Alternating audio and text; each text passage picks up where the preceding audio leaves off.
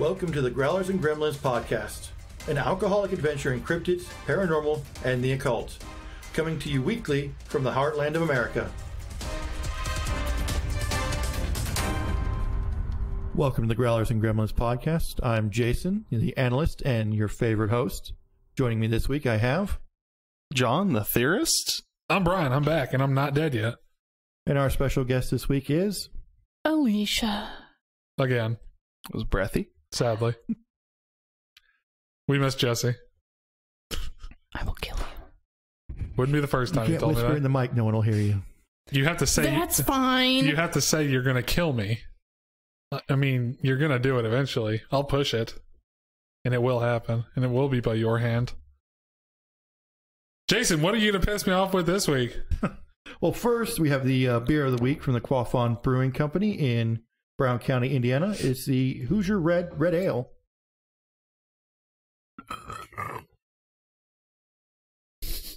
Was that your throat or something, Brian? I tried to suck it in with my air hose, and it didn't. It's a good beer. I'll give it that. This does not piss me off. He can really work up some suction with that mouth. This is really nice. Everything about Brian is just disturbing, isn't Who let it? that duck in here? Tastes like apples. All right, that's our segment, Body Noises with Brian. Yeah. Bodily noises with Brian. Make it your alarm on your phone. Bubble glurp.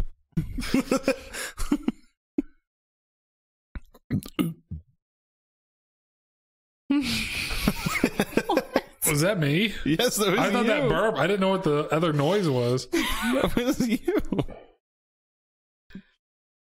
Is your body going to be silent now? Hopefully. All right. Nope.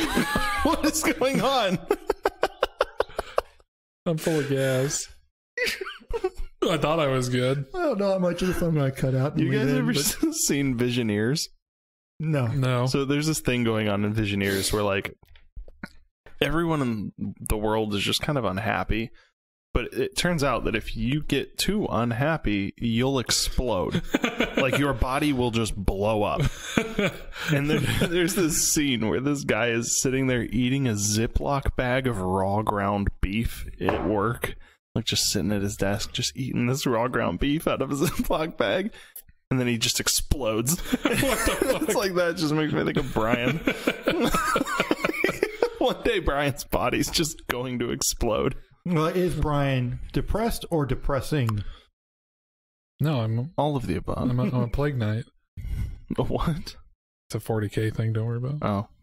There's never anything based in reality for Brian. It's always based off of some fantasy Anime game or anime or or 40K. Dude, 40K is awesome. That's why I was late.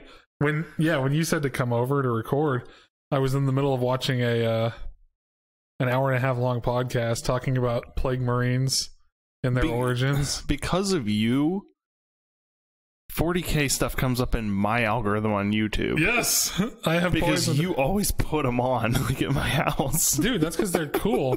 You've even said, wow, that's kind of cool. Some of them are, but I don't play you the videos I watch. those ones where they're just still images and those guys are narrating with the really bad record quality because they're supposed to sound like they're in a helmet or whatever. Hey, God, those are terrible. Alpha Boosa tries very hard to make that professional. It's awesome. And I don't think we can say anything is a poor recording quality considering what we publish. We're much better than that. See, this is why I want to show you the cool shit. I would Astartes say, I would say we're on par with the majority of podcasts as far as audio quality goes. We may not be up there with the AAA podcasts. I mean, but we are way better than we were in our first 4 episodes. I'm going to say we sound like the Seth Rogen podcast. Joe Rogan. I had a fucking stroke. Yeah, that's the funny thing about the Joe Rogan podcast is that it's pretty laid back in that they don't really seem to care too much. They know what they're talking about, and they're also the only podcast that can get away with a 3.5 hour episode. Well, I was watching when they had the Undertaker on Joe Rogan. And half the episode, he won't talk into the microphone. Yeah. And they just keep could you, put that in front of your face so we can hear you? That's funny because the Undertaker acts like Brian, and Brian looks like the Undertaker. Oh my God. He really does. Don't you think so? I don't know what the Undertaker The looks Undertaker in like WWE. like. Back in WWF watch days. WW anything. Oh, dude, I don't either. But I mean, I know that you look like Undertaker. Yeah, you don't have to be watching like wrestling on a regular basis to know who the Undertaker is. No, you have to been watch here it for at years. all. Undertaker, I just man. How do I look like that? Hair. You do. It's just the hair. Everything else about that doesn't look like No, me. he's got a big old square head like you do. Like you have a really like square jaw. I'm gonna say and, if I worked out a lot, I could probably look like that guy. So I'm just talking generally. You kind of look like the Undertaker. I think it's just the hair for you. Probably. It probably is just the hair. Because now that I see him from the side, that's horrifying. He looks like a meth head. Well, now that we've But no. disparaged a public icon, let's A public icon. Just Brian's Isn't got that the long Undertaker- flowing hair. Isn't his whole shtick that he's supposed to be hated by everybody? Or am I thinking of Okay. somebody else? in wrestling you have heels, which are like the bad guys, Yeah. and because believe it or not, wrestling is scripted. No shit. Well, yeah, everyone knows that. Yeah, so No. they have people that are intentionally playing bad guys, and he was for a time a heel. Yes. I was going to say, it's like, I thought his whole thing was that I am the guy that gets to get resurrected and murdered so I can come back and fuck with people. I thought that was like his whole bit in Yeah. wrestling. Yeah, the idea that he was dead, yeah, it was part of his whole thing. Because they'd take him down to the mat, and he would just sit straight up like a corpse, and it was like just one of the things he did. I appreciate the professional wrestling for what it is. Like, I don't watch it, never have.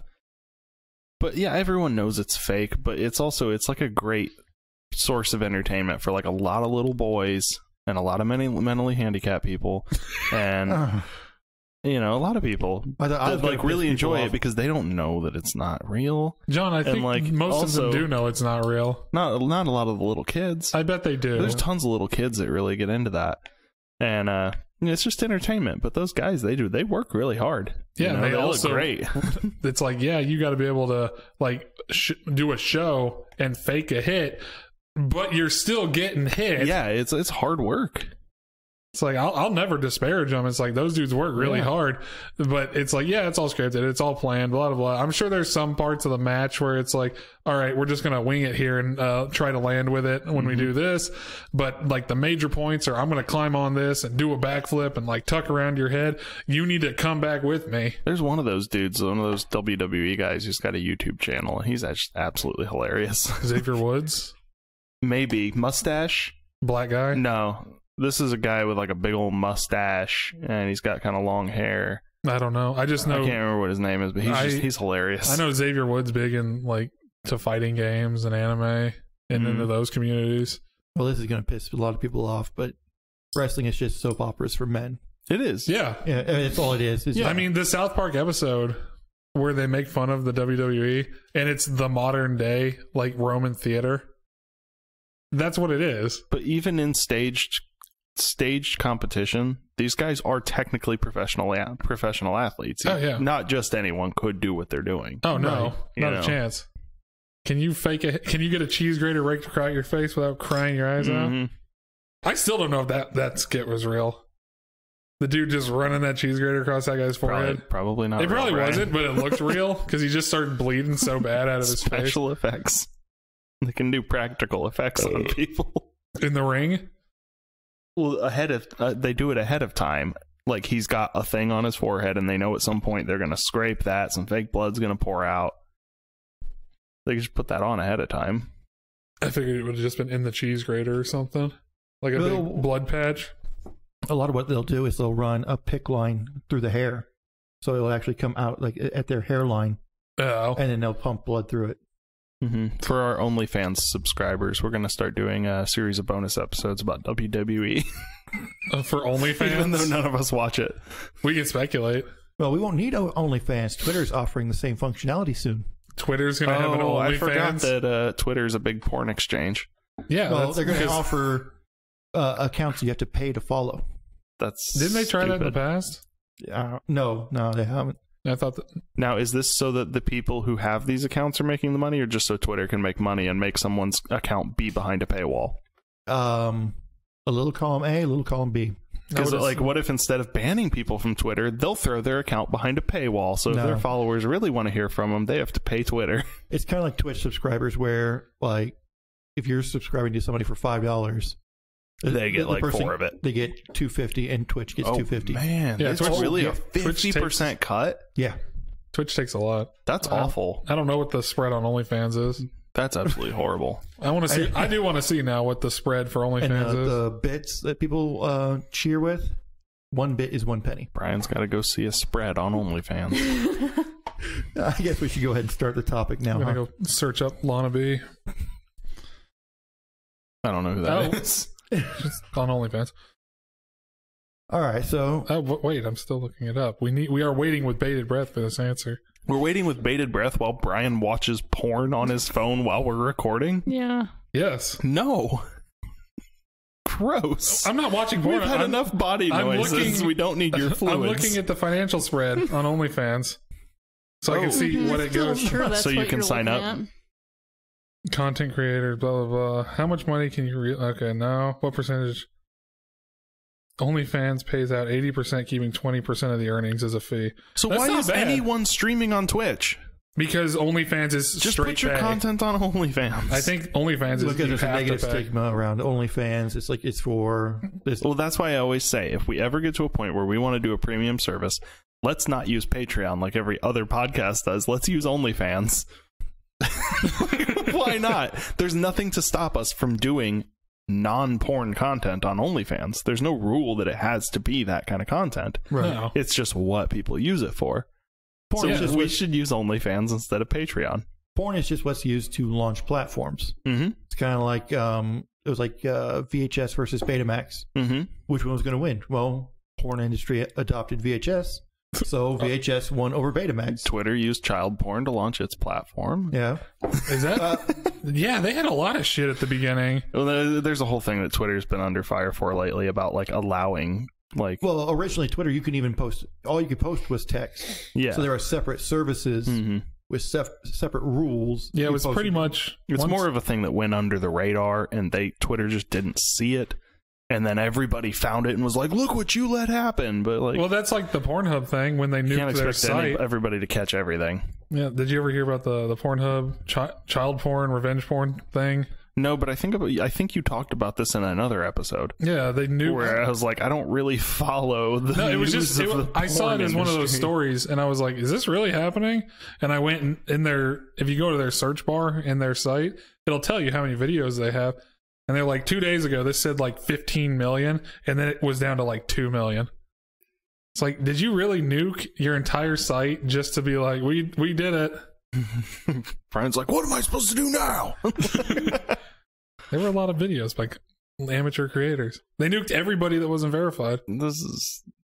We haven't even gotten to the topic yet. This is going No. down a bad, dark, dirty hole, Brian. It's a dark, dingy. Don't dig yourself in one of them holes again. Yeah, we can't dig Brian into one of those rape holes. Do we just want Right. to make this Brian's episode and record them out of order? No. No. That way we could have the episode title of Brian's. What Dark was I Hole. even going back to talk about before we We can still call this episode Brian's Dark Hole. Who cares? Brian's dark time hole? It'd be a little bit cheerier than the title of my episode last week. All the children are dead. Come on. What is it with you and dead children? I don't Who understand. doesn't like dead children? That was just like, It's like a doll. that's just Except something you I've can always cut it wanted to open. talk about again, you know? About dead children? No, about that story. Oh. But anyway, Well, Jason. Jason, what is the topic this week? Getting back on track. Well, Away the whole- from dead kids. Yeah, the whole idea for this episode is I want to talk about time travelers and evidence of them.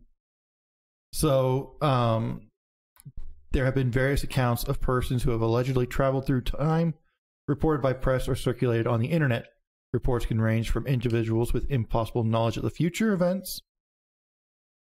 That sentence made more sense when I was writing it. Individuals with Impossible knowledge of future events. Yeah. Yeah, that makes sense. It's because you said the future events when you read it just now. That's probably Yeah.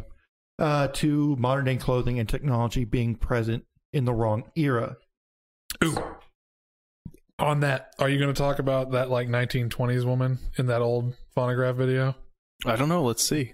I'm sorry, but that's just the one I really know because that's the one that they're like, hey, who's this dumb bitch? Or the one where the guy's like wearing that jacket and the Ray-Bans, but it like everyone's like, that looks out of place. But at the time, actually, that style was common, and those sunglasses existed. Okay, so you both killed two of my topics. Oh, really? No, you go ahead. Okay, let's get to them, and then we can break those down about. Okay, so I want to start with items out of time. The idea, these are misplaced items. So, Chaplin's Time Traveler. In October 2010, Northern Irish filmmaker George Clark uploaded a video entitled Chaplin's Time Traveler to YouTube. The clip analyzed bonus material in a DVD of a Charlie Chaplin film, The Circus, included in a DVD. In the DVD footage is okay, let me start this sentence over again.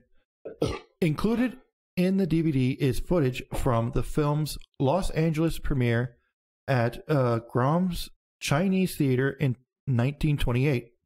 At one point, a woman is seen walking by holding an object to her ear. Clark said that on closer examination, she is talking into a thin black device that had appeared to be a phone.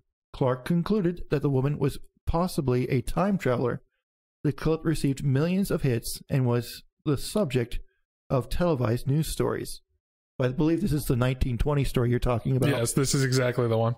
I just couldn't remember what it had come from. So I haven't seen this image, but what does it look like is in her hand? Are they talking like flip phone, cell phone, like a smartphone? Candy bar, smartphone-ish. Okay. And candy bar smartphone, are they saying? like a Nokia. Well, candy bar would have been like the Nokias, like the Kairos era. Yeah. Okay. So she is holding something to her ear, and it's really like, you know, old black and white footage, so it's not great. But so it's kind of like, what is she actually doing? You know, because it's not like they could have. I guess they could have digitally inserted her when they uploaded it to YouTube. Yeah, but that's like a lot of effort for just a YouTube hoax. But how many views did that YouTube video get? Millions of views. Yeah, I don't know. Some people now with inserting things into like old photos or videos, they're so good at it now that like it's hard because they know what people will use to analyze it to determine if it's photoshopped. So they know how to avoid making that mistake, like where it's like if you like expand it all the way down to the pixels, and like, so obviously these originally didn't have the same pixel count, things like that, you can tell that an image was added in. They'll make the source like exactly the same and everything, so that like if you were to look at it, you would say, no, this is definitely not photoshopped. Brian's showing me the video. Yeah, that's the video that it is, and it's this woman walking past all this storefront, and it looks like she's talking on a cell phone. It does. Yeah, but it could also be like maybe they were in production and she hit her head on something and is holding an ice pack to her ear, or filming. This is the premiere at the Chinese Theater. Oh, well, you can't. Well, the problem is you can see the positioning of her hand, but you can't actually see really at all what's in her hand. It could be anything. People can hold things to their ears. Well, the popular theory debunking this one is Nicholas Jackson, associate editor for The Atlantic, says the most likely answer is that she is using a portable hearing aid device, a technology that was just being developed at the time. Philip Skroska, an archivist at Bernard Becker Medical Library of Washington University in St. Louis, thought the woman might have been holding a rectangular ear trumpet. Yeah, like the old timey like big old horn. Yeah, the ear and you go, "What's that you say, son?" Yeah. Yes. But I mean, if you look at that footage, it doesn't really. It looks like she's holding something like brick shaped, like a rectangle.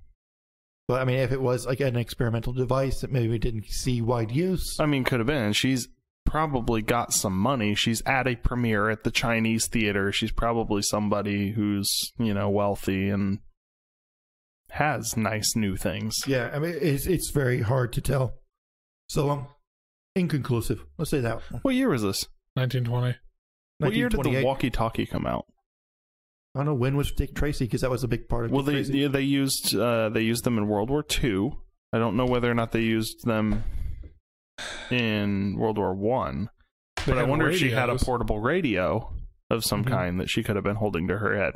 I don't know, but which at the time would have technically been a short-range cell phone in a way, you know? Not that small. Radio back before we had cell phones. Not that small. Not a portable one. Mm-hmm. Because at that point in time, wouldn't it still been like even the portables in like Vietnam were like big old bricks, you know? Yeah, but it would have been like tubes instead of transistors, so it would have been very difficult to make something that small. 1937 walkie-talkie, and those were big old bricks. Yeah, they were fucking the size bigger than your head in length. Okay, so the next one is the mobile device in 1943. A photograph from 1943 of genuine authenticity showing a scene of holidaymakers on Taiwan Beach in, oh God, I should have practiced these words. Sound it out. New Quay, Cornwall. Was uploaded to Twitter on November 2018 by multimedia artist Stuart Humphreys. Oh, of course, an artist. Right. Which was alleged by some viewers to show a time traveler operating an anachronistic mobile device such as a phone. This tweet was picked up by news outlets including Fox News in the US and various tabloid newspapers in the UK, such as the Daily Mirror. Fueled by media websites such as Lad Bible, it gained global coverage via news outlets in Russia, Iran, Taiwan, Hungary, China, and Vietnam. Amongst others, Humphreys and the original uploader was quoted in these stories as dismissing the time travel theories, stating that the man in question was probably just rolling a cigarette. Let me bring up the picture for this one. Oh, like one of those cigarette rolling devices, like the little thing with, it's like a box with a crank. Yeah, and you pour the tobacco in, and then you set your paper, and then you... Yeah, growing up, like every poor kid's mom had one of those. My dad had one. There we go. Poor kid's parents. My mom had one. That's weird. My mom used Your mom to smoke. smoked. Yeah. That's really she does not strange. Like I've never met your mom, but it just seems odd to me that you... She wasn't big. She was stopped by the time I was like 4. Oh, okay. But she does not like it when we bring it up and be like, you used to smoke. Don't give a shit for it. Well, this image is fucking useless. It's like a goddamn Where's Waldo. Like, ow. Kevin the Marine, his wife is a smoker, and he's in a constant battle. Hasn't she tried to quit trying to get her to kill? Yeah.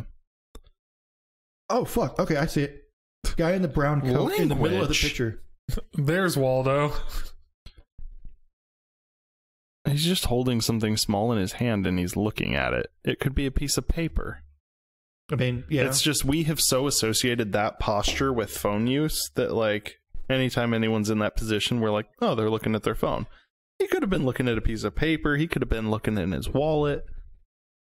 Who holds a phone with 2 hands? What are you doing right now? This is a fucking... He put his hand down to hold it with one hand. This is a fucking DS. Your stupid ass flip phone. You ever play a game on your phone? Sometimes you use 2 hands. Older people tend to use one hand to hold the phone and another hand to text with their index finger. You always get like the mom phone, right? It was in the flip case, and she's like got one finger she's typing with. Yeah, they always use an index finger to type. You know, if you're over like 45. There's the time travel. I'm looking at this dude in full overalls wearing shoes and a shirt on this beach going, I mean... There's a guy in a trench coat on that beach. Like, what the are you fuck doing? Is going on? What are you wearing to the beach? It was Brian. It was a workers' vacation day at that beach. So you would think they would bring proper clothing if it was planned. Like, there's a dude in a trench coat. I get it's 1943, but I'm looking at this picture just going... It looks like these dudes literally just got out of work and decided to go to the beach. Yeah, like where are the cute little jumper bathing suits that the men would wear? Rompers. I don't know, but that's a very expensive phone, and I'm like very nervous with him holding it this long. That's a big lady out there on the water. Look at that. Big old manatee upright. I can't really judge it. Yeah. Alicia has to weigh in on our time travel. Yeah, I'm going to say if that's anything, that looks just This is probably it's a cigarette. He's rolling a cigarette in his hands right now. This is probably terrible for our audio listeners. We're like, look at this picture. What do you think about this picture? Well, this is how we get interaction with our Instagram. Is we'll post these pictures to the Instagram. Where am I looking? The brown guy in the dead center of the screen, almost. Oh, okay. You know, the most obvious point in the picture. Dead center, standing up. I see it now. I'm looking at it. I'm just thinking. The whale is up near the water line. I started playing Assassin's Creed Valhalla. Why the fuck is this relevant? No, it is relevant. It's not. There's an option. You have to set up settings at the beginning of the game, and one of the options is to turn on or off menu item narration. So if you highlight something on the menu, it will read out to you what that says. Who on earth is that for? Yeah, I guess you don't really have a lot of vision. Are blind people going to be playing video games that are 100% like a visual medium? Maybe if they just don't have the greatest vision. Oh yeah, maybe you play games without your glasses. I can't read GTA half the time. Or you're playing on a small monitor. But you're also illiterate, so that's part of it. No, I'm very literate. You don't need to be literate to play GTA. I read the subtitles when I can't understand what people are fucking saying over the sound of gunfire. Most GTA players are illiterate. I can't read Call of Duty text when I'm trying to read stuff. Well, that's an issue that they have. Yeah. Especially the Black Ops series of games, they make all the in-game text way too small. I can't see my reticle half the time on half the maps. It's like I want the ability to change that and put a dark barrier behind my text. Say my reticle's just a skull. It doesn't matter. I can't aim anyway. What was it? Mine's a dot. No, not the dot. I mean the actual crosshair from Hipfire. I want to know where that is. Oh, yeah, that thing's really hard to see. I can't see that on like half the map. It's really thin. Especially on snow maps. There are companies that will sell you a reticle you tape to your TV screen. I'm not going to do that. Just make one. You really not could. gonna You do could just that. put pieces of tape in the exact center of your TV. It's like the stupid Dayglow green thing. I hate to think about Overwatch because it kind of died and sucks. But they had we're getting Overwatch 2. I don't care. I stopped caring about Overwatch like 2 years ago. But no, in Overwatch, they let you change the reticle color to something that wasn't going to just disappear. And you know what? I had a bright-ass pink reticle because it didn't disappear in anything. I would love to be able to say, I want a neon pink reticle as my Hipfire reticle. So let's talk time travel. Yeah. Time travel is for bullshitters. If anyone remembers from episode 1, Brian does not like the concept of time and talking about time travel. It hurts his head. It doesn't hurt my head. I just hate the concept. So the next one is an iPhone in a painting from 1860. I can't wait to see a painting? Yes. So it's got to pretty clearly be an iPhone. Is this like a Tenaris kind of thing where the cup is on the table and it's just there's an iPhone right there? Anyway, some online viewers claimed that a 1960 painting by Austrian artist... Oh, my... Okay, you said 1960. Is this from... 1860. Okay. Artist Ferdinand Georg Waldmüller. What does it mean when there's two dots over the U? Umlau. Like ooh. How do you pronounce I think it goes ooh. Because that's how you say Uber. It's ooh. Okay, so they might be ooh. Waldmüller. Titled The Expected One, allegedly depicted a woman holding and staring down at an iPhone while strolling along a path in a countryside. However, our experts debunk these claims. I like looking at the image. She could be holding a cup of something. Or a mirror. Yeah, like it's again the problem of we always associate that posture and holding style with somebody looking at a phone. But to me, it looks like she could be holding a cup of something. She could be holding a bowl. So my issue with that, though, is the lighting is very specific in that painting. It is coming from behind her left shoulder up in the air. You're assuming that the brown above her hands is a shadow or the back of a phone. It looks like a bowl with That's what I'm thinking is that she's holding like a bowl filled up. So like you can see there is attention to the lighting source because there's like shadows casted on the path. Mm-hmm. But for some reason, the lower half of her face and chest is lit up in that painting. If you look at it, it's not in shadow as you would expect it to be. I don't really see it. I think that obviously in broad daylight, a phone is not going to light up your face. I think they just. It's not. I think it's lazy painting, and that they gave her a shadow, but didn't want to bother to. I think it's just the coloring, because like if you look down here too, well, why are those lighter spots there? I mean, and also her face is shadowed by the thing she's wearing on her head. The top half of her face is in shadow from that. Yeah, I would assume that's but the sun seems to be coming from the side, which would still put light on her face. I would have to look at the shadows on the pathway. They're coming towards the viewer of the painting. No, they're going off to the side a little bit. Yeah, I would as if the sun's like right here, which would still put light on her face. But it's coming towards the viewer. It's a not little away bit, from the not viewer. 100%. Yeah, I'm going to say with the way that shadow and everything, if you were painting that picture, you wouldn't be able to distinguish color. Because with the way that shadow is and at the angle, that would be late afternoon or early afternoon to late afternoon sun. You wouldn't be able to see the color of the clothing on that side of her. Plus, there's different versions of the painting out there on the internet now because of this whole thing, where like sometimes they've made a beam of light come off the thing in her hand to make it look more. Well, yeah, that one's clearly edited. Yeah, I think that she's just holding. Trying to highlight what I'm saying there is. I think she's holding a small bowl of something, or maybe I would a assume cup.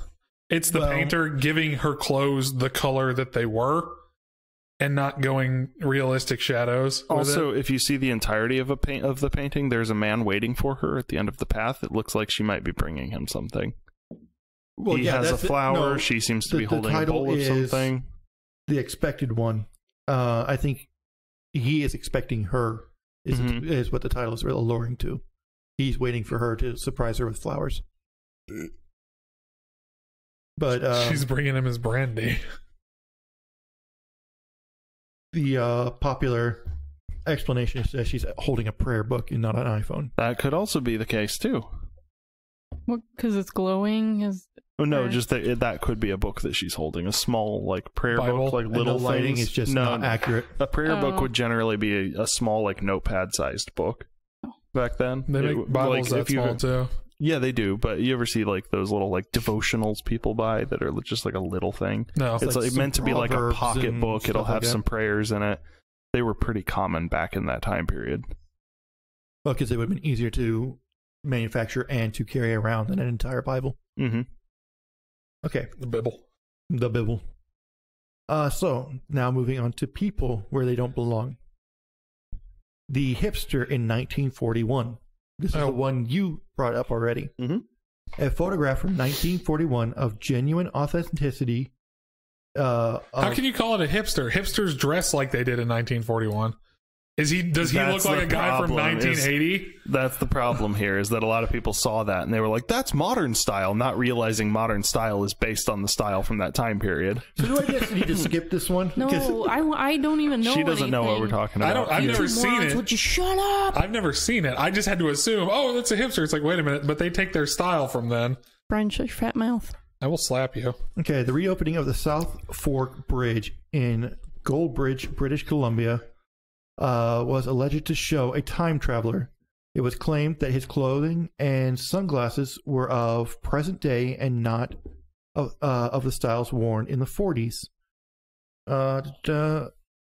So basically, it looks like the guy's wearing a t-shirt and sunglasses.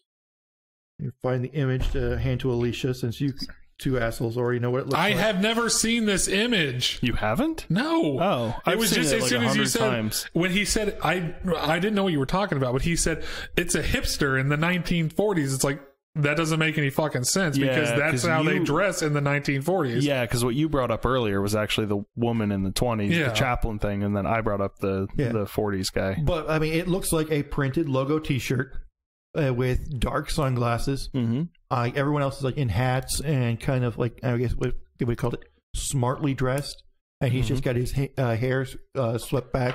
They were looking spiffy. Yeah, he looks frumpy. What says the Queen of Frump? I would know. Let me see this. Yeah, I don't know. It is a little weird.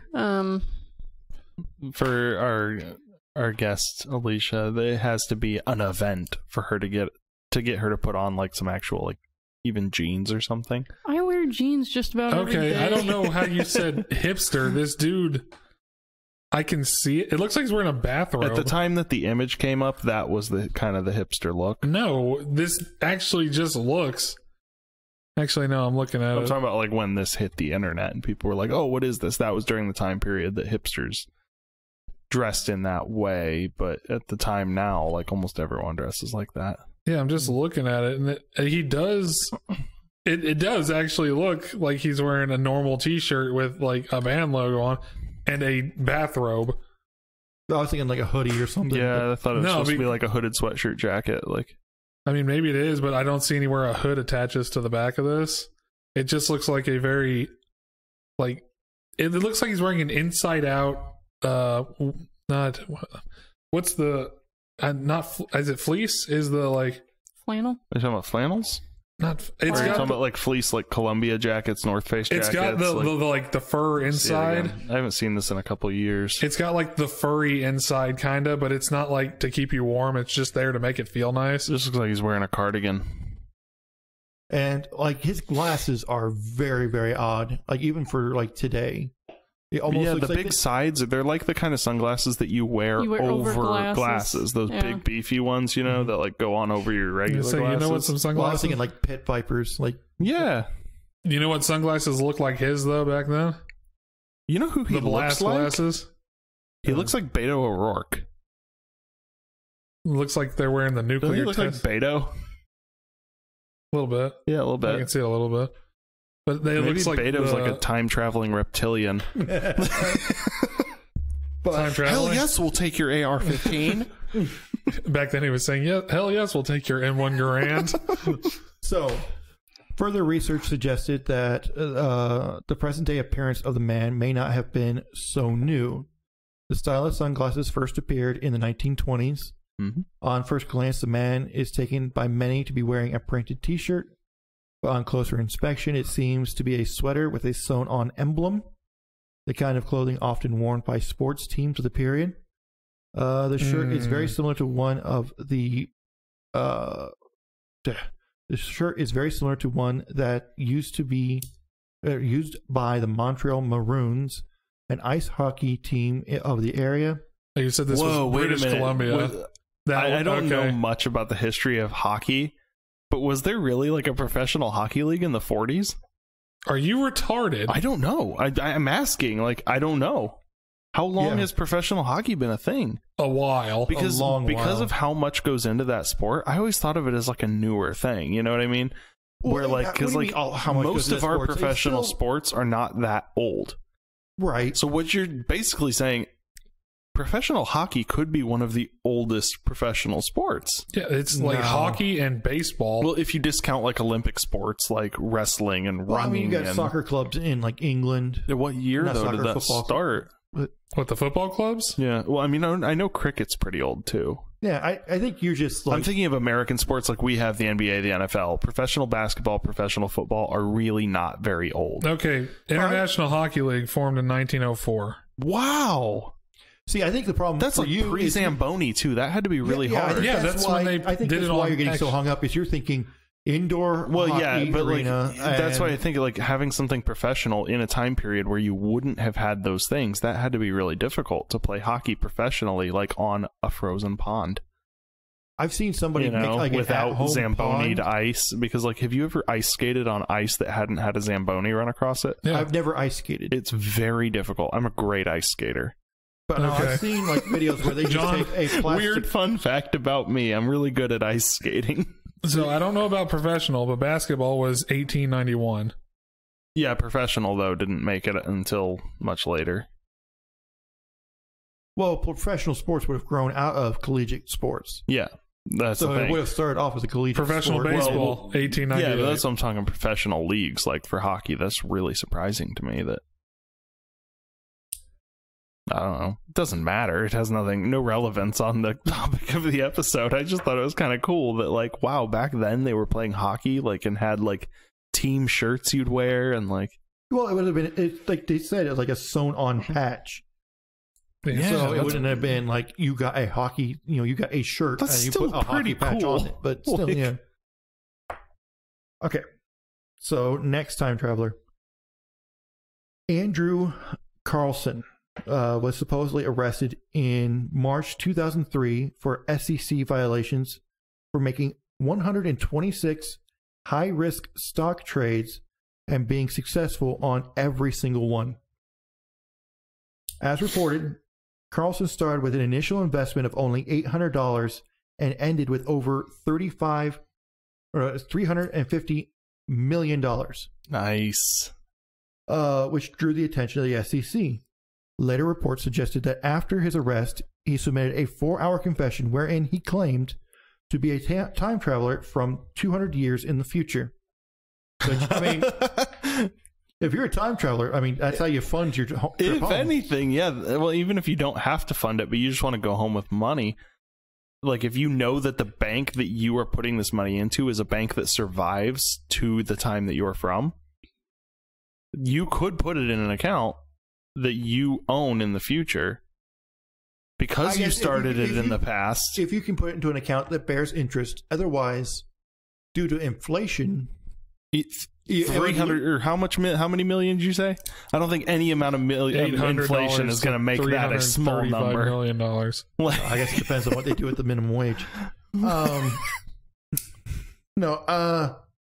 So yeah, he later, said he gained from 200 years in the future. He offered to tell investigators such things as the whereabouts of Osama bin Laden and the cure for AIDS in return for a lesser punishment, and to be allowed to return to his time craft, although he refused to tell investigators the location or workings of his craft. I'm sorry, that is the most interesting story I've ever heard of a possible time traveler. We could do an entire episode just about that, because why on earth would you make that up when you're you're being charged with a crime? Why would you not say, I'm sorry, I just got lucky?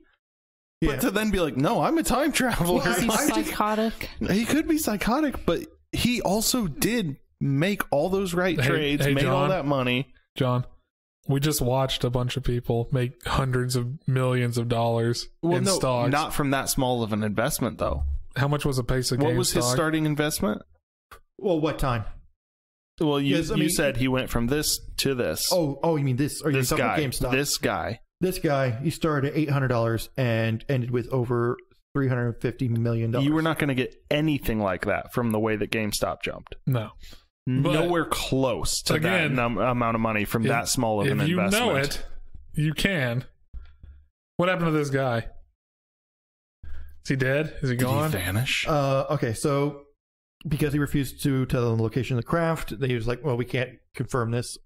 Probably also just humoring the guy because they probably thought he was full of shit. But then a mysterious man posted his bail, and Carlssin was scheduled for court hearing but never was seen again. Records show that he never existed. What? Yeah. Like, that's so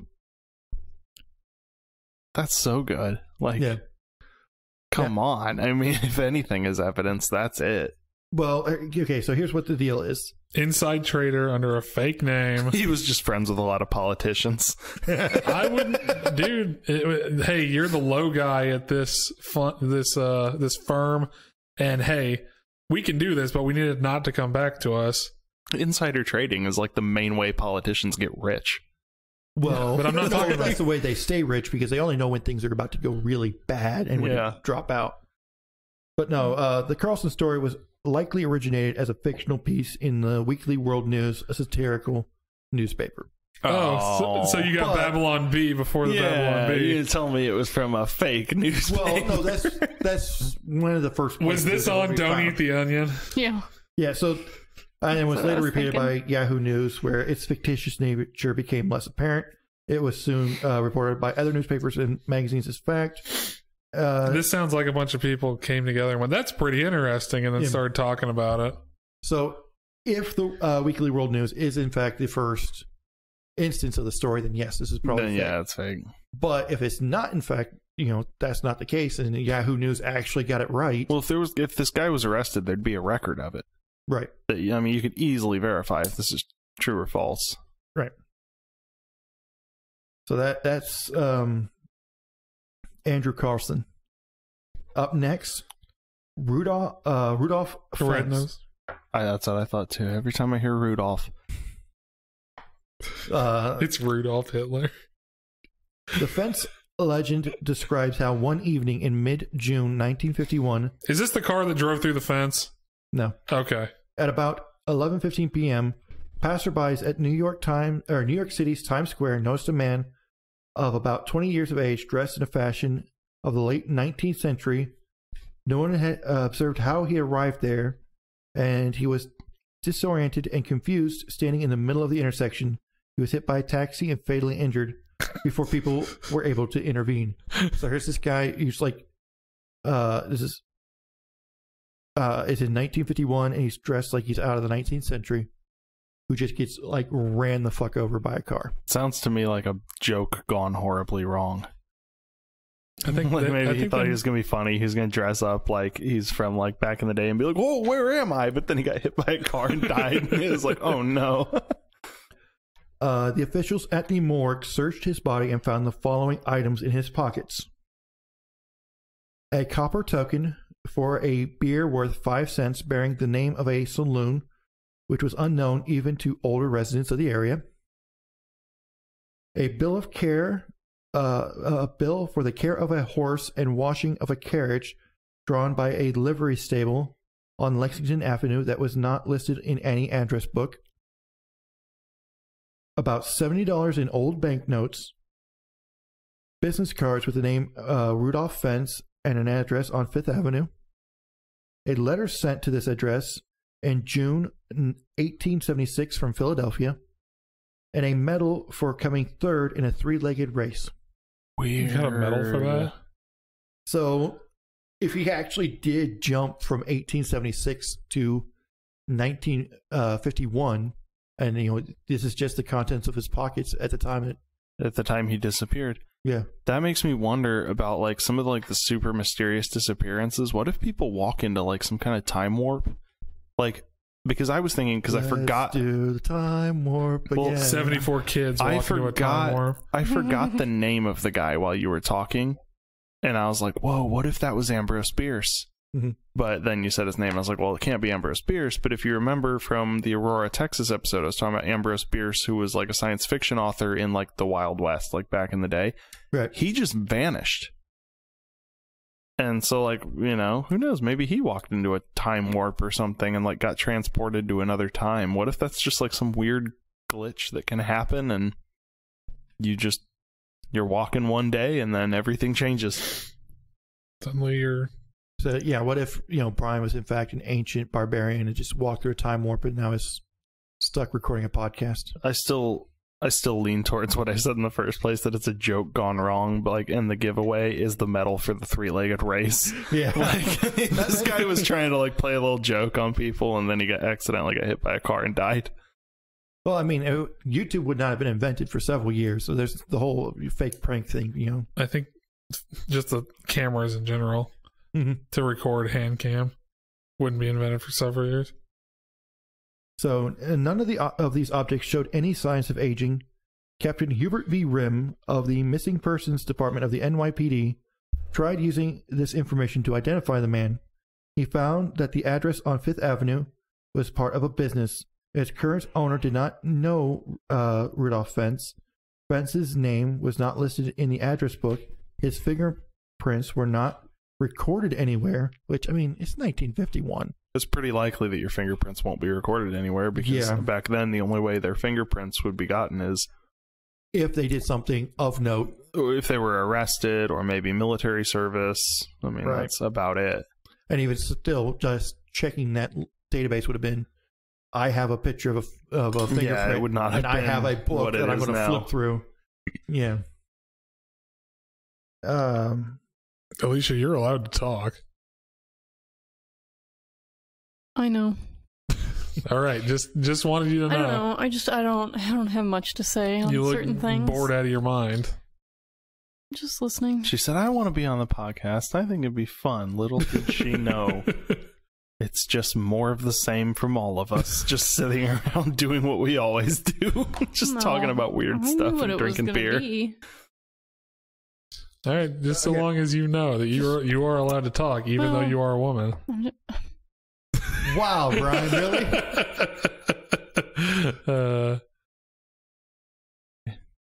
He's nicer than I am. I don't usually let her speak.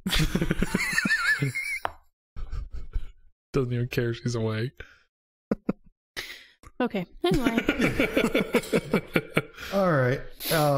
So his fingerprints were not recorded anywhere, and no one had reported him missing. Rhyme continued the investigation and finally found that a Rudolph Fentz Jr. in the telephone book from 1939. Grimm spoke to the residents of the apartment building at the listed address who remembered Fentz and described him as a man about 60 years who had worked nearby. After his retirement, he moved to an unknown location in 1940. Contacting the bank, Rhyme found out that Fentz died 5 years before, but his widow was still alive but lived in Florida. Rhyme contacted her and learned that her husband's father, Rudolph Fentz, had disappeared in 1876, aged 29. He had left the house for an evening walk and never returned. All efforts to locate him were in vain, and no trace remained. Let me guess. First reported in a tabloid. No. Captain Rhyme checked the missing person file for Rudolph Fentz in 1876. The description of his appearance, age, and clothing corresponded precisely to the appearance of the unidentified dead man from Times Square. The case was still marked unresolved, fearing that he would be held mentally incompetent. Rhyme never noted the results of his investigations in the official files. Weird. So he just left this as a John Doe, and Either or. yeah. It can be whatever he wants. No one got a chance to talk to him. We don't know. I mean, talk to them. I'm just wondering what kind of asshole just drives through a guy in Times Square. I cannot even begin to guess how many people have been hit by cars in New York. Probably a ton. My mom got hit by a car in Chicago. Well, that's Chicago. I'm just wondering because New York. Well, that's Chicago. New York is bigger and worse. Yeah, but the cars don't move very fast. Sometimes they do. How do you hit somebody fast enough in New York to kill them, especially in 1950? It's not always rush hour. But it's still New York. Sometimes a car could be moving. I'm sure it could. But in the middle of an intersection, this dude just spawns in. What year was he hit? 1951. 1951, yeah. 1951. They probably didn't have like the level of traffic that they had like from like the 80s to now. And Times Square was probably more of like you would actually drive through it, to get places. Where now it's kind of just like a touristy area. No. What's the speed limit I don't know in 1951? But I mean, Adam Ruins Everything did an episode about vehicles. And he was talking about how when cars first were introduced, there was no speed limit. It was just whatever your car could do. Which wasn't a lot. But 1951 is nowhere near when cars were first introduced. But the reason why we have laws like jaywalking was because the automotive industry, lobbied to say, no, it's not the driver's fault. It's this person's fault for walking across the road. Well, there was a lot of issue with people being hit because prior to cars being popular, people walked. The street was for people to walk in. They didn't expect it. But in 1951, cars were pretty common. But the other issue, though, was braking distance back then. That's what determines our speed limit, is not how fast they think you can safely drive, but how quickly you can stop from that speed. And so, that's why speed limits need to be adjusted now, because they're all based on a standard from, a long time ago where it took cars, 200 feet to come to a complete stop if the brake pedal was fully depressed, where now it's way less, just a fraction of that. You can stop a car real quick. But also back then, in 1951, cars would have been very heavy, a lot of steel. Yeah. So even being hit at 15, 20 miles an hour, you're pretty likely to get crushed and die. Bounce. And now cars are softer, they have a little more give. Somebody hits you at 15, 20 miles an hour, they're also lower profile in the front, where back then cars was getting hit by a wall. Now it's like getting hit by a wedge. You're gonna go up onto the hood, you'll fall on it. I know this is not related anyway, but have you seen the crash tests of smart cars? Oh no. So, like in a normal car, you have a crumple zone. Yeah. And, there's enough room for the front end to crumple before it, Oh, is this the thing about smart cars you're have going to like lose no your front leg? end? You're going to lose your legs almost entirely or something? No. A smart car is like a friggin' bullet. It does not crumple. It's designed to make the other car crumple. Okay. Like there's videos of them like hitting a concrete wall and they just bounce off like a ping pong ball. That's really cool. Because That's awesome. they're designed to. Because But like you I know said, what's going to happen though if you actually do get in a head-on collision in a smart car? Your brain's going to blast out the front of your skull. You know that can happen? That's why it's designed to. Mine would go out the back. You got a weak point back there. But it's supposed to slow down by like crumpling the car it's hitting. Mm-hmm. So the real danger is two smart cars colliding. Well, this is something I learned back in the day when I was in driver's ed. The woman who taught my driver's ed course, her husband was a state trooper and been on a lot of accident scenes. Well, apparently when you stop so fast, there's like a soft point in your skull right in the center of your forehead. And if you stop so abruptly, your brain will just blast through the front of your skull in like a perfect little hole. And so she was telling us about this accident that her husband had gone to where these people hit a semi head on. And both the guys died instantly and both had holes right in the middle of their forehead. And there's just brains all over the windshield because they stopped so abruptly. The brain just kept going, went right through their skull. That's interesting. So you say something about a smart car hitting like a ping pong ball. I was thinking that bounce is just going to shoot your brain out the front of your head. Yeah, I think we need to do some more research on that because that sounds like a load of bullshit. I don't know. Yeah, it's just something I was told. The feelings that you get in your head with pressure and in your brain. Yeah, she knows all about that brain pressure. She had brain surgery because her brain was like too big for her skull. My skull was just deformed. My skull Didn't grow right in the womb. She'd have a chunk of her skull removed to fit her brain. makes me more normal than Alicia.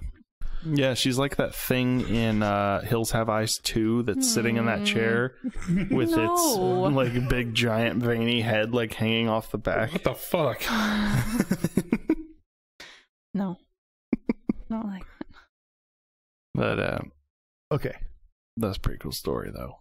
Okay, so I have one final individual to discuss for this, and his name is John Cena. No, John Titor. John Titor. John Titor is a name used on several bulletin boards during 2000 and 2001 by a poster claiming to be an American military time traveler from 2036. So I guess we don't have that much longer to wait to find out if, by 2036 we have a time traveling arm not of the that far off. military. And we'll have Space Force. Although we may have a military doing time travel, but will the public know about it? That's the question. We could have 2036. Time Force. You already have the Space Force K-bar. You have to get the Time Force K-bar that has like what would it clock look in the like? handle. What would it look like? It would look like the what show is it? I don't know. If they were going to create a time traveling unit within a military branch, it would probably have to be within Space Force. Because, I don't know, space and time just go together. If you're going to do something experimental like a Space Force, why not throw Time Force in as a division of that? Isn't that the name of like a Power Rangers too? Probably. Wasn't there like Power Rangers? There's Time a series Force? of books too, called Time Cop or something. I can't remember. Skull Cop, X Cop. Um, I don't like the idea of a time army, because what does a time army fight? time. Another time army for another country to keep everything the way it was? I'll tell you who. The Daleks. The And the Daleks. Cybermen. No references to Doctor Who are allowed. No, I just don't like the idea. See, it's all a ball of timey-wimey, wibbly-wobbly stuff. No. It's so horrible. I'm so surprised you don't have one of those bumper stickers that says, "My other car is a TARDIS." The only reason why I even have a TARDIS Funko Pop is it was given to me. You do have one? It was given to me by family. Yeah. They're like, "You watch that, don't you?" I'm like, No. I will watch 2 seasons, and then the rest is shit. Yeah, that's the thing. I thought one season of it was pretty good. With well, I like Christopher Eccleston. yeah, I liked that. And I liked, that was about it for me. I like David Tennant, but as long as Rose Tyler was still there. Okay. Once she was gone, the whole thing went to I don't shit. know who Rose Tyler is. The blonde that was with Christopher Eccleston. Oh, okay. Yeah. Her name is Billy Piper. Billy Piper. Yeah. Yeah. Okay. I could not stand her. She was my favorite part. I didn't like her. I just didn't like her face. But okay, going back, I just don't like the idea of a time army, because I have to think if there's a time army, then there's another time army they're fighting, because you don't make a time army to fight the ancients. The Great Time War. The Great Time War between who? Russia, China, Well, the Time Lords and the America. Daleks, but You create a time army to fight off a future threat that you know is coming in order to provide reinforcement. So you're sending your troops from the past, under To the future, yeah. under-equipped, and so you But it's create numbers. You create the Time Force preemptively. So that if in As the a future nuclear they can deterrent. come. No, as a deterrent. If you start a war against us, we are going to send all our forces from the time past For into the larger future. numbers. Yeah. That's what you use the time force for. So it's- to provide larger numbers in the future. Oh. You use your It's past not because soldiers. there is a threat yet. It's to pull troops from the past. I love the idea. It's Lord of the Rings. Super advanced technologies going, we have to pull troops. We don't have enough population. Go back to 1863 America and get those troops and bring them here. Well, no, because it would be from a time period where we have developed time travel. Well, if that's the case, So- then you could just go back to yesterday, get your entire army again, No, because and bring it forward. there's no past time travel taking place here. It's future time travel. No, he's saying the conflict is in the future, and they're You're- going to pull from us.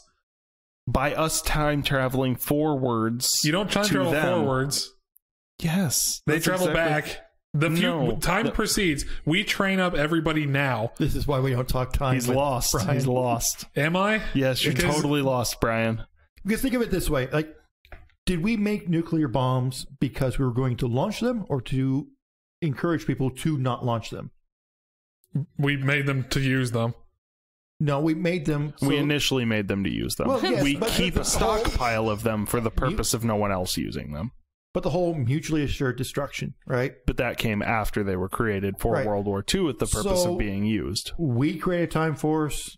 Foreign powers create a time force. The whole point is so that, hey, if you do something sketchy, we'll do something sketchy too. Mm-hmm.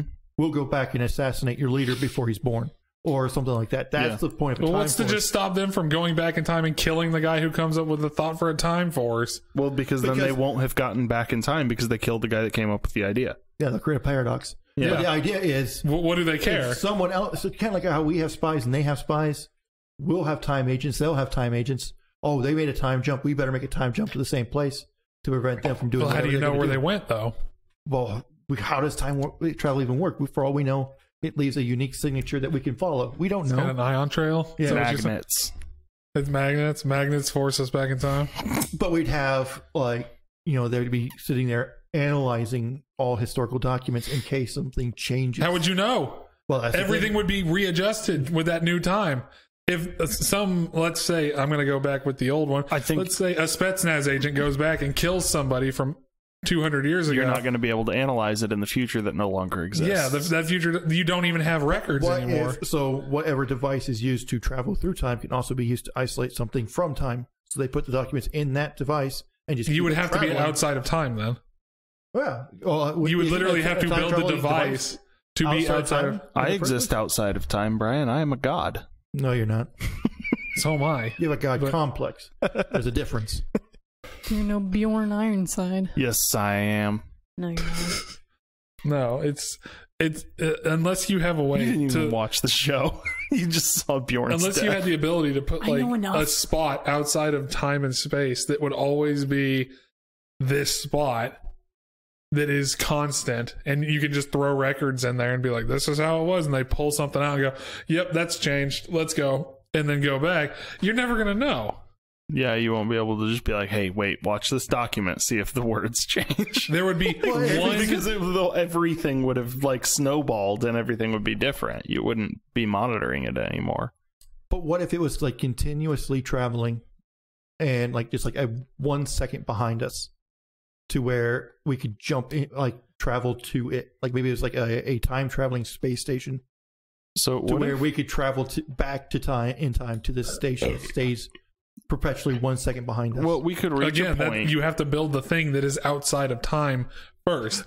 You have to be able to travel through. Bullshit, Brian. Well, if we none of this is possible. If we got to the point where time travel was easy and doable by like anyone, we would reach a point where time no longer really exists because times would be locations. Yeah. And so all of history would be intermingled into the now. Everything would exist right now. We could just go to wherever, and the only way we'd measure time is by our own aging. And that would be that's just a crazy concept to me. Yeah, but I mean that's a possibility if time travel is possible. If we ever do it, then time would become irrelevant because we'd constantly alter events. We'd go from place to place. It's the same thing. If you have a thing outside of time, yeah, you would be able to even measure your own age because you would be out of sync. Entropy, you'd still be aging. You'd be aging. You would only measure time by like the deterioration of your body, not by your year age. Yeah, no, you wouldn't be able to measure how many times you've gone around the sun anymore because you have left that. You would literally just have to have a watch on you that's just counting up days, years. All that. I mean, sleep cycles would still help you regulate like how many days it's been and things like that, but you still have to sleep. Okay, so back to John Titor. Titor? I don't know. So he claimed to be an American military time traveler from 2036. Titor made numerous vague and specific predictions regarding calamitous events in 2004 and beyond, including a nuclear war, most of which Nuclear. You said nuclear. Nuclear. He's British. No, it doesn't matter. Keep going. Alicia wants it to be over. An hour is too long for Alicia. Most of which didn't come true. The first post using John Titor's military symbol appeared on the Time Travel Institute forums in November 2nd of 2000 under the name Time Travel _0. At that time, the name John Titor was not being used. The post discussed time travel in general, the first one being the 6 parts description of what a time machine would need to have to work, and responses to questions about how such a machine would work. Early messages tended to be short. A second thread was also made due to shortcomings in the forum software at the time. The name John Titor was not introduced until January 2001, when Time Travel Zero began posting at the Art Bell BBS forums, which required a name or pseudonym for every account. The Titor posts ended in late March 2001. You say Art Bell forums? Yeah. Art Bell, the original host of Coast to Coast. Oh. Yeah. But a BBS, so for people that never had to use a dial-up modem, a BBS is kind of like a website, but it was, you put in the phone number of the BBS system you wanted to connect to, and you dialed it directly, and like only one person could be, or, well, it depended on the BBS, but a limited number of people could be connected at a time to post something, and then someone else would, call in and get that data back. My high school used to run one, and that's how I learned about it. Around 2003, various websites reproducing Titor's posts, rearranging them into narratives. Not all refer to original dates posted. I guess it's basically in 2003, people started archiving it, but not necessarily in order, just in the way that made sense as a narrative. In his online postings, Titor claimed to be an American soldier from 2036 based in Tampa, Florida. He was assigned to a governmental time travel project and sent back to 1975 to retrieve an IBM 5100 computer. So this is that old like POS, which is, we have this floppy disk that we can't use or unlock the secrets on.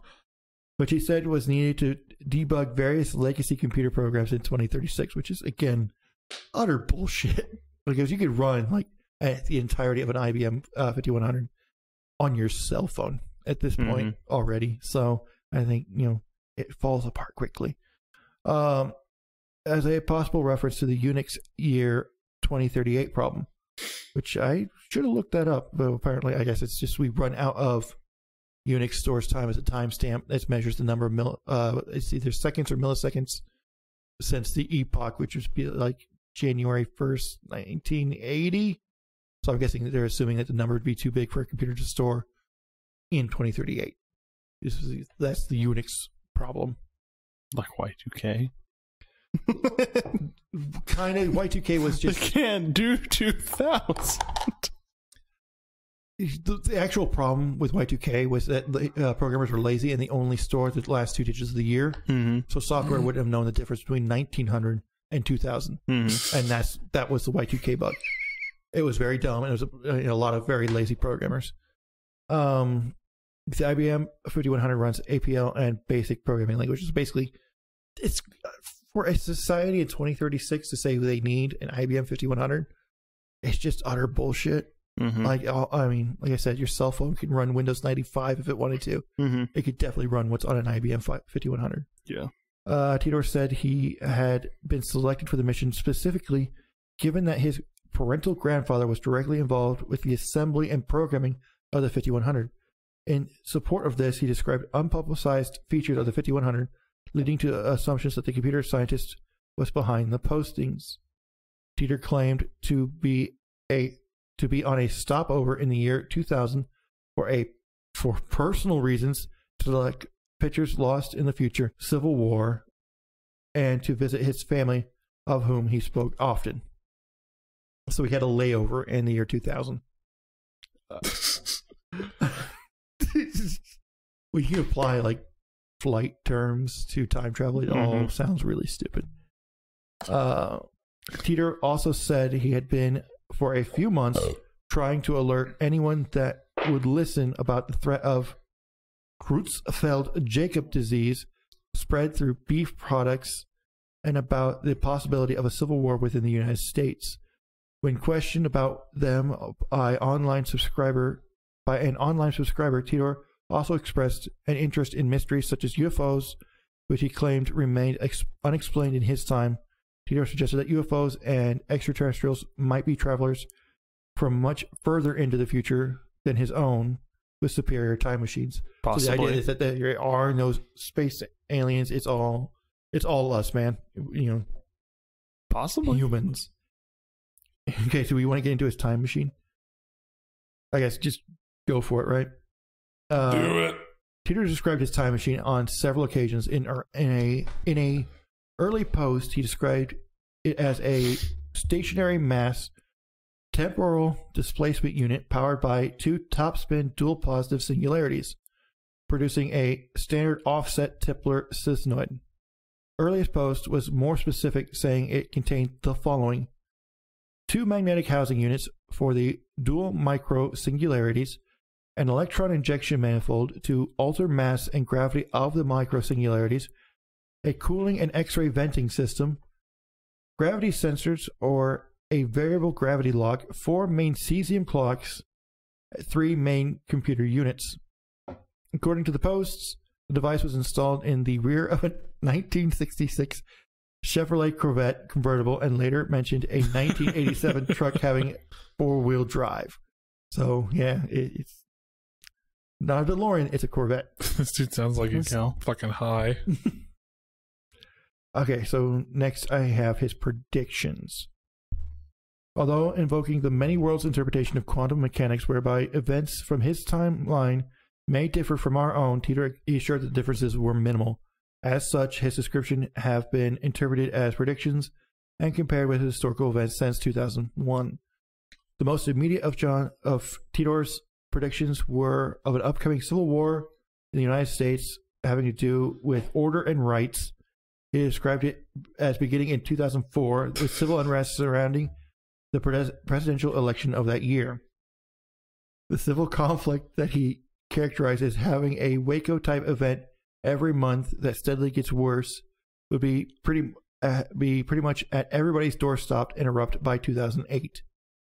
So he was worried that in 2004 the election would result in the government trying to take people's guns away, which would result in Waco type events all across the country. Yeah. Okay, because I mean that's probably what would happen if we got into a situation like that, but it clearly didn't happen in 2004. ATF agents to do that. No. As a result of the war, the United States would be split into 5 regions based on various factors and differing military objectives. The Civil War, according to Titor, would end in 2015 with a brief but intense World War III. So we survived it. We won. A brief but intense World War III. Very short. Titor refers to the exchange as N-Day. Washington, D.C. and Jacksonville, Florida are specifically mentioned as being hit. Jacksonville? All places. Fucking Jaguars. After the war, Omaha, Nebraska would be the new U.S. capital. Titor was vague as to the exact motivations and causes for World War III. At one point, he characterized the hostilities as being led by border clashes and overpopulation. This is just lazy, man. Like, he picked Omaha because it's pretty central. Like, it was like, oh yeah, this will be the new capital. Like, this is just like a troll, but not even a good one. Yeah. He also pointed to contemporary conflict between Arabs and Israel as not a cause, but rather a milestone that precedes the hypothetical World War III. Titor claimed that as a 13-year-old in 2011, he joined the Fighting Diamondbacks, a shotgun infantry unit in Florida that doesn't exist for at least 4 years. In other posts, he describes himself as hiding from the war. Titor claimed that the Everett Wheeler model of quantum physics, better known as the many worlds interpretation, was correct. According to Titor, this caused a new time stream to form because of his time travel. This gives him his predictions the ability to stand up to scrutiny when they fail to pass, since believers can say that the events were averted by the fact that he posted about them. All right. Along the lines of Avengers Endgame time travel, where when you go back in time, you create a new time stream that, so you can't just travel back and kill Thanos. Yeah, that's a new time stream, and the original time stream already had Thanos snap. Yeah, so... But you can go back and take stuff as long as you put it back. Which that also is utter bullshit, because I just rewatched that, and it's not even possible for Captain America to actually do. What, bring it back as soon as it's taken? He can't bring... He only has one space stone, but 2 were stolen. Yeah. So the MCU's fucked because he can't put both back. Actually, which one did they steal? They stole the one from further back in the past. Yes, but the one from... So if he puts the one that they stole back... There's still one stolen by Loki. Yeah, so that one's still... New York, yeah. Unless, they never said he got that one back. Although, didn't he have the staff that he was taking back with him? Well, they got Loki's staff, but Loki took off with the Space Stone. But how long is this dang thing at this point?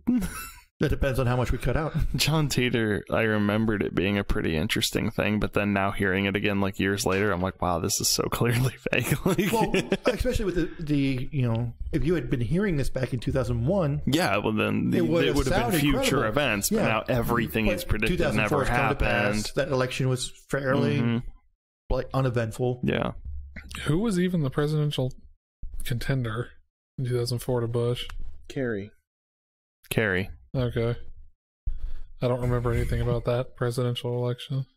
I don't even think it was close. It was just one of those ones that just came and went. It was just there was no there was no recounts. It was just a basic. Oh, wait, regular Chad election. was the election prior to that, right? What's that? Hanging Chad, that was 2000, right? You talking about Bush Gore with the recount in Florida? Yeah, that was 2000. So there was really nothing about 2004 that would have been Civil War worthy. No. But I mean, maybe he saved us from that by posting about it. On what forum in 2004? The Art Bell, BBS. In pre 2004, what forum? In Titor we trust. Alicia, what do you think? Sounds like a bunch of hoopla. Hoopla. As in like the Pokemon hoopla? Or is that I believe John just injured himself. What did you just do? His aneurysm disrupted. Mm. Is he dying? Well, okay. While we find out what's going on with John, why don't you go ahead and sign us out? Well, I'm going to give you my 2 cents. Oh, okay. Cool. I think most time travel is bullshit. Interesting, the concept. I just hate the fucking thought of it. I think it's stupid. You just have a hard time wrapping your head around it. No, I would think of it differently. I just hate the concept, especially as a writing tool. If it's in writing, then it's like, we can go back and fix this, and as long as we do this, it'll all turn out fine. Right. It's like, no, not how that works.